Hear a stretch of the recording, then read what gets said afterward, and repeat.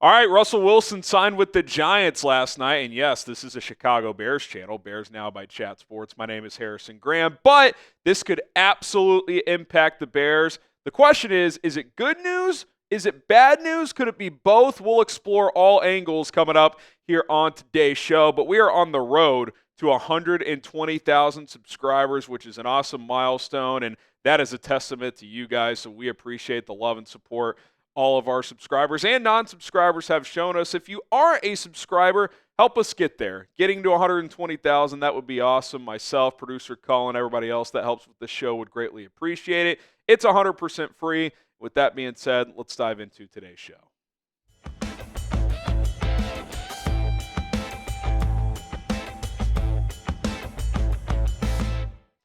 All right, so the Giants signed Russell Wilson last night, 1 year, $21 million, $10.5 million guaranteed. We're not going to break down the Giants angle of this, obviously.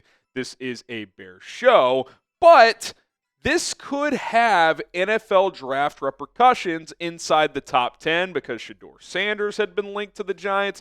Do they still take him? Do they not? Obviously, the Bears picking at number 10. If you're Chicago, the general thought, right, is how many quarterbacks can go ahead of you because you don't need a quarterback. Like, that is the prevailing thought. So does the Giants signing Russell Wilson after already signing Jameis Winston, so they have two rosterable quarterbacks at this point, does that mean they're not going to take Shedeur Sanders at 3 if the Browns pass on him at 2, which obviously they could still take him, but the heavy lean recently has been Cleveland is leaning toward taking Abdul Carter, but we're still about a month out from the draft, so certainly time for this to play out. But these teams, they start going through these scenarios, right? And I guarantee you the Bears are going through their scenarios of like, okay, if Shedeur doesn't go to the Giants at 3, does he get to us does he get all the way to where we're taking? Does that mean a good player comes off the board? So they start going through all these scenarios in their head because you want to be prepared for every single situation. What do you guys think? When do you think Shedeur Sanders will get drafted? Do you think he goes before the Bears pick at 10, top 9? Do you think he slides and gets past the Bears? Maybe the Bears at 10. He's sitting there and they're able to trade down, which is a scenario we will discuss. So what say you? If you had to predict it, when will Shedeur get drafted? Okay, so I want to go through a potential good news scenario and a potential bad news scenario in terms of repercussions of this Russell Wilson signing. So let's talk about the good news. If he gets past 3, there's a chance he slides to 10.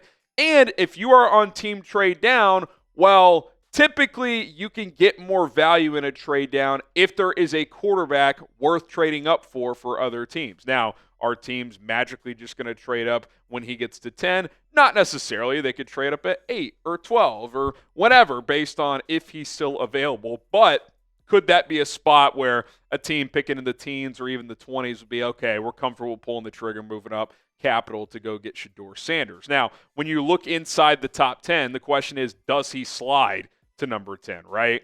The QB-needy teams, clearly the Titans and Browns need a quarterback, but again, the Browns may not take one at 2. They may not be comfortable with Shedeur that high. Giants, yes and no. They could certainly roll into this season with what they got with Jameis and Russ. Neither are a long-term solution, so they're kind of, shrug emoji. They could take one. They could pass. Patriots and Jags aren't taking one. Drake May, Trevor Lawrence. Raiders traded for Geno.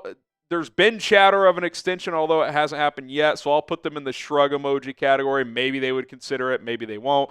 Jets, same deal. They gave Justin Fields $30 million guaranteed over a 2-year period, but that if they love Shedeur, they could certainly still take him. We saw the Falcons give Kirk Cousins $100 million guaranteed last year and still take Michael Penix. Panthers, look, I don't think they know for sure if Bryce Young is the long-term answer, but I do think they have a lot of holes to fill, so I don't think they would take one, at least not this high. Saints, maybe. I could see it. Derek Carr feels like a year-to-year player for them at this point. They could take Shedeur, who has a similar-ish skill set to Carr, and maybe hand the keys over in 2026. Then, obviously, the Bears aren't going to draft one because of Caleb Williams from last year. Here are some potential trade-up teams. Would the Seahawks consider it? That they've been rumored to thinking about getting a quarterback for years now, but they did just sign Sam Darnold to a 3-year deal, but it's kind of really just a 1-year deal, only $37.5 guaranteed. So again, if you fall in love with the quarterback, you're going to consider taking him. So I'll include them. Obviously, the Steelers, regardless of what happens with Rodgers, they could certainly consider it. How about the Rams? I mean, Matt Stafford's year to year at this point. If I'm Shedeur Sanders and the thought of playing in LA with Sean McVay coaching me, that's pretty appealing. And I think if you're McVay, you would like the idea of having an exit plan for once Matt Stafford leaves. So I think Shedeur would be a decent option for them if they wanted to trade up. And then you get back into the early round 2 guys. Like, would the Browns take Carter, but then trade back up to 10? They have a bunch of draft picks this year. The Giants could do something like that as well. Obviously, to go from 33, 34 to 10, you're talking about a haul. Future first, multiple picks this year, probably an extra day pick next year. It would cost a lot for one of those teams, or even the Rams at 26 to move up all the way to 10.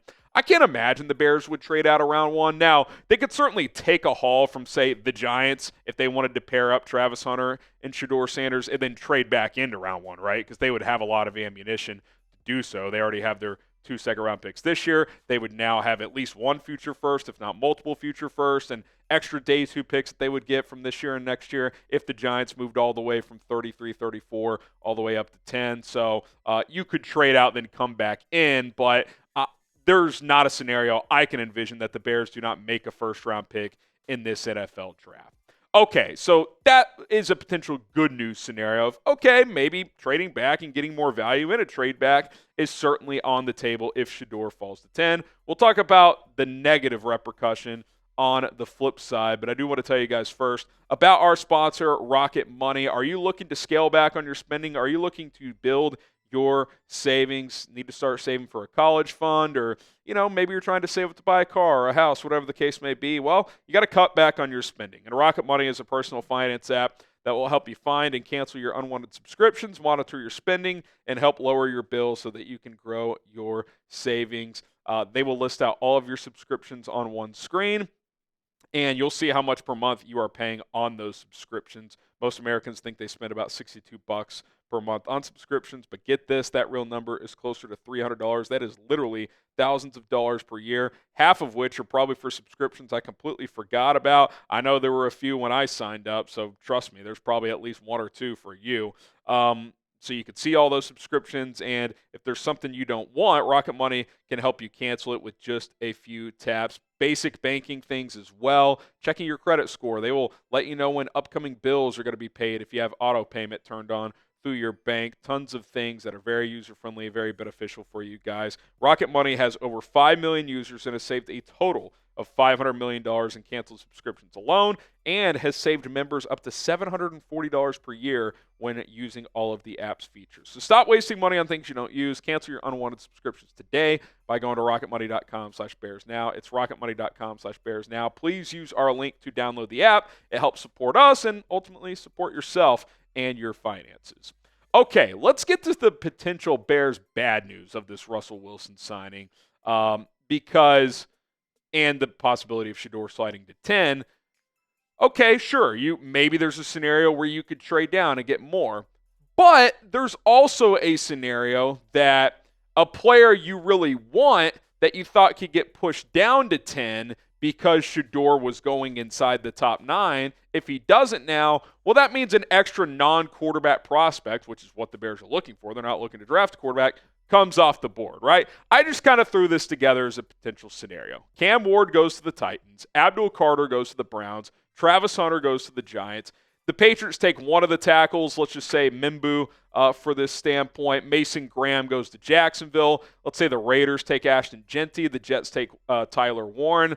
Mike Green goes to Carolina. Tetaroa McMillan goes to the Saints. Sure, you could take Will Campbell, who I like, and we'll talk a little bit later. His arm length came in right at 33 inches at his pro day today, which has been a common theme. Pro day measurements have been slightly longer, but again, we'll talk about that later. But there's also a scenario maybe the Saints just take Will Campbell, right? And then who are you taking, right?